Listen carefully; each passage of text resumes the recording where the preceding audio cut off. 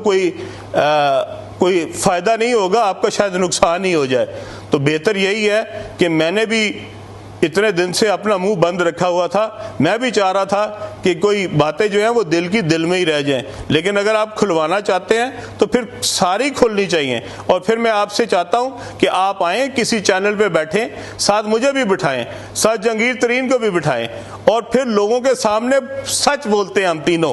फिर पता लगे आपका कि आप क्या कह रहे थे और हम क्या कह रहे थे, आपका क्या मौक़िफ़ था, हमारा क्या मौक़िफ़ था। जिस दिन चाहें, जिस जगह चाहें, जिस चैनल पे चाहें, जितने घंटों के लिए चाहें, आए प्रोग्राम करते हैं। जरा अवाम को पता तो लगे कि असल चेहरा क्या है, अलीम खान का चेहरा क्या है, इमरान खान का चेहरा क्या है और जहांगीर तरीन का चेहरा क्या है। कितने को मफाद लिए हैं मैंने आपसे, आपको ये बताना पड़ेगा लोगों को कि मैंने कितने मफाद लिए थे आपके, जो मैं आपके साथ 10 साल लगा रहा। आपने मुझे आखिर में सिर्फ मेरा जो मोल है वो ये लगाया कि मैंने 300 एकड़ ज़मीन जो है वो आपसे, उसका ज़मीन का स्टेटस तब्दील कराना था, जबकि मेरे पास खान साहब इस वक्त सारी ज़मीनों शायद 10,000 एकड़ से भी ज़्यादा है।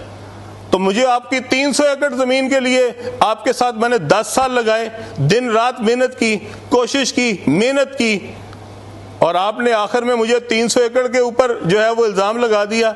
मुझे तो